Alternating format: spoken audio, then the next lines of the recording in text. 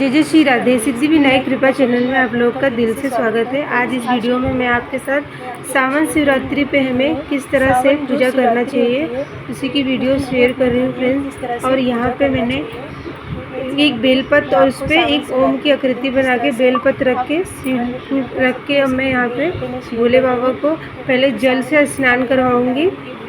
हमें जब भी भोलेनाथ को स्नान करवाना है तो अपने जो पानी नहाने वाले में उसमें गंगा जल जरूर से डाल के हमें उनको स्नान करवाना चाहिए। और उसके बाद फ्रेंड्स आप सावन के हर रोज़ भोलेनाथ को दूध से ज़रूर से स्नान करवाएं। दूध दही चढ़ाने से हमारे जो सुख समृद्धि की प्राप्ति होती है, हमारे धन में बढ़ोतरी होती है, इसीलिए उन्हें दूध से हर रोज़ हमें स्नान करवाना चाहिए। सावन के महीने में भोलेनाथ को हर कोई अपनी तरह से खुश करने के लिए अनेकों चीज़ों से चढ़ाते हैं। उनका अभिषेक करना, उन्हें मीठा जल या फिर इत्र सेवा देना, तिल, बहुत सारे काली मिर्च की सेवा हो गई है फ्रेंड्स। यहाँ पे मैं अब उनको अष्टगंध है उससे स्नान करवा रही हूँ, क्योंकि जो अष्टगंध की महक सुगंध इतनी अच्छी होती है, इसीलिए भोलेनाथ को अष्टगंध सेवा दिया जाता है। आप यहाँ पे उनको पंचामृत से भी स्नान करवा सकते हैं, लेकिन मैं यहाँ दूध से स्नान करवा के शुद्ध अब इन पे शुद्ध जल से स्नान करवा देंगे। हमें सावन के हर रोज़ भोलेनाथ पे जल अगर चढ़ाते हैं तो ठीक है, लेकिन हमें उन्हें दूध भी ज़रूर से चढ़ाना चाहिए। दूध चढ़ाने से हमारे जो धन में बचत होने लगती है और हमारे कर्म अच्छे होने लगते हैं। व्यापार वृद्धि जो भी होते हैं या फिर कोई दिक्कत है तो वो परेशानी भी धीरे धीरे ख़त्म होती है फ्रेंड्स। तो अब हमें यहाँ पे एक प्लेट में फिर से भोले बाबा को यहाँ पे ओम बना के उस पर एक बेलपत्र रखेंगे और शिव जी को वहीं पे विराजित कर लेंगे। शिवलिंग को रख के पहले बेलपत्र रखेंगे, उसके ऊपर शिवलिंग रखेंगे फ्रेंड्स, और भोलेनाथ का अब हम श्रृंगार करेंगे। तो यहाँ पे मैं एक ओम की आकृति दे के अब इस पर बेलपत्र रख दूँगी और यहाँ पे नंदी जी को भी बैठाएंगे। और फ्रेंड्स हमेशा भोले बाबा की पूजा में हमें बेलपत्र समीपत्र ज़रूर से रखें। अगर आपके पास बेलपत्र ना हो ना तो आप उस समीपत्र भी रख के पूजा कर सकते हैं। तो यहाँ पे बेलपत्र रख के उस पर पहले अष्टगंध से तिलक मतलब टीका करके फिर भोलेनाथ को यहाँ पे मैंने रख दिया है। यहाँ पे नंदी जी भी हमेशा भोले बाबा की पूजा के मैं यहाँ पे नंदी ऐसे रखती हूँ। और आपके पास ना हो तो आप शिवलिंग की भी पूजा ऐसे ही कर सकते हैं। तो अब हम बाबा को यहाँ पे मतलब अष्टगंध लगाएंगे। उसके बाद इनको पहले यहाँ पे धूप दीप हम मतलब धूप दीप जला लेंगे। वहाँ पे जहाँ पूजा करेंगे वहाँ पे मतलब सुगंध अच्छे से बाबा के लिए यहाँ पे घी का दीपक और एक धूप बत्ती हमें सुगंध करके मतलब पूजा स्थान को महकता हुआ करना चाहिए। हम पूजा करने के लिए जितनी सुगंध भरी चीज़ें इस्तेमाल करते हैं उतना ही मतलब मन हमारा पूजा में लगता है। इसीलिए भगवान की भक्ति करने के लिए फ्रेंड्स हमें उनके महकती हुई चीज़ पूरा रखना चाहिए। इत्र की सेवा हमेशा भोले या फिर सभी देवी देवताओं को इत्र सेवा ज़रूर से दें। तो यहाँ पे मैं अष्टगंध भगवान को लगा रही हूँ। अष्टगंध से तिलक करें, उसके बाद उनको कलावा रूपी वस्त्र चढ़ाएँ और बेलपत्र रखें। उसके ऊपर आप चावल अपरख रख सकते हैं। अपरख ज़रूर से चढ़ाना चाहिए भोले बाबा की पूजा में। अपरख, भांग और भी बहुत सारी ऐसी चीज़ें हैं जिन्हें हम नहीं पता होता है, लेकिन हम जितना जानते हैं, जितना हमने सबसे सीखा है कि क्या क्या भोलेनाथ पे चढ़ता है, तो उसी को चीज़ों को हम समर्पित करते हैं। और फ्रेंड्स यहाँ पे मैं कलावा रूपी वस्त्र भोले बाबा को समर्पित कर रही हूँ चढ़ा के। अब हम भोलेनाथ को जब भी आप मतलब बेलपत्र चढ़ाएँ ना, उस पर आप बिंदी अष्टगंध से या चंदन से ज़रूर से लगाएं। और यहाँ पे मैंने अपरख चढ़ा दिया है और उसके बाद अपरख चढ़ाने के बाद मैं यहाँ भांग चढ़ाऊँगी।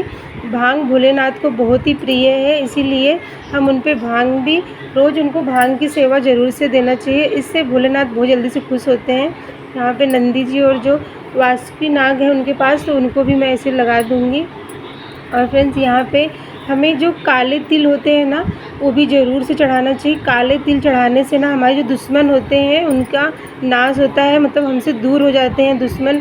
इसीलिए काले तिल हमें ज़रूर से चढ़ाना चाहिए।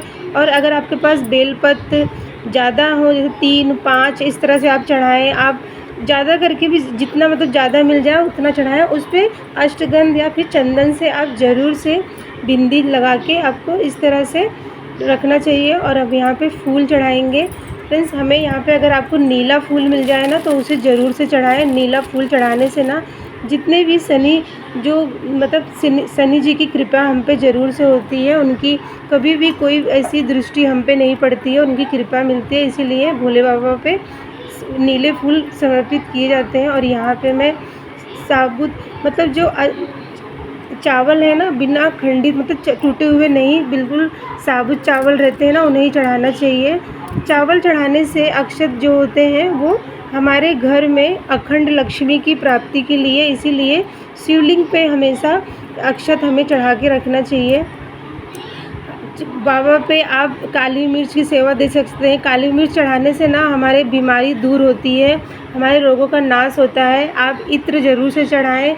इत्र चढ़ाने से भी मन में अच्छी मतलब विचार और हमारे बहुत सारे अच्छे अच्छे काम होते हैं। और यहाँ पे मैं देखिए मैं काले तिल चढ़ा दी हूँ, और मैं थोड़ी सी रुई में लगा के बाबा को थोड़े से इत्र ज़रूर से चढ़ाऊँगी। और ये मैं यहाँ पे धतूरा चढ़ा रही हूँ। धतूरे में ज़रूर चढ़ाना चाहिए। धतूरा चढ़ाने से ना जो नौकरी में बाधा आती है, जिसे नौकरी नहीं मिलती अच्छी, उससे नौकरी में बढ़ोतरी होती है, इसीलिए हमें ज़रूर से धतूरा चढ़ाना चाहिए। और यहाँ पे मैं इत्र चढ़ा रही हूँ रुई में लगा के। आप चाहें तो आप बाबा को एक किसी भी दिन आप इत्र सेवा ज़रूर से मतलब उनके जल में छोड़ के आप हर रोज़ या फिर किसी एक दिन का नियम ले लें कि मैं शुक्रवार और सोमवार को इत्र सेवा से उनको जल चढ़ाऊँगी। तो यहाँ पे मैं फल अगर आपके पास है तो रखें, नहीं तो आप मिश्री का दाना ये भोग में ज़रूर से लगाएं। फ्रेंड्स, हमें अगर अपने शिवलिंग आपके घर में है ना तो उनकी रोज़ सेवा करें, उनको स्नान ज़रूर से कराएं। भोले बाबा की पूजा में फ्रेंड्स हमें जो शिवलिंग अगर आपके घर में है ना तो उनको ऐसे नहीं होना चाहिए कि उनकी पूजा ना हो, क्योंकि भोले बाबा जो हैं वो खुले में रहते हैं और उनका कैलाश भी चारों तरफ से खुला हुआ है। इसीलिए कभी भी उनको बंद जगह में, कभी हम घूमने जाते हैं या कहीं चले जाते हैं ना तो हमें उनको घर में बंद करके नहीं जाना चाहिए। आप चाहें तो अपने घर के जहाँ पौधे हैं तो वहाँ उसमें एक प्लेट अच्छे से रख के उसमें भोले बाबा को रखना चाहिए। कभी भी भोले बाबा को बंद कमरे में छोड़ के नहीं जाना चाहिए। उनके ऊपर एक बेलपत्र या अक्षत ज़रूर से हमेशा चढ़ी होनी चाहिए। और फ्रेंड्स, यहाँ पे आप घंटी बजा सकते हैं। आरती उतारने के बाद घंटी बजाएं, डमरू बजा सकते हैं। इतनी सेवा हमें बाबा के सावन के जो शिवरात्रि होती है ना, वो सेवा हमें ज़रूर से पूजा अपने घर में करना चाहिए। इससे भोले बाबा की बहुत कृपा मिलती है। हमारे जो काम नहीं बनते वो भी बनने लगते हैं। हर रोज़ हर किसी को भोले बाबा की पूजा करें, लेकिन जो सावन शिवरात्रि होती है उस दिन आप ज़रूर से सब सेवा किया करें।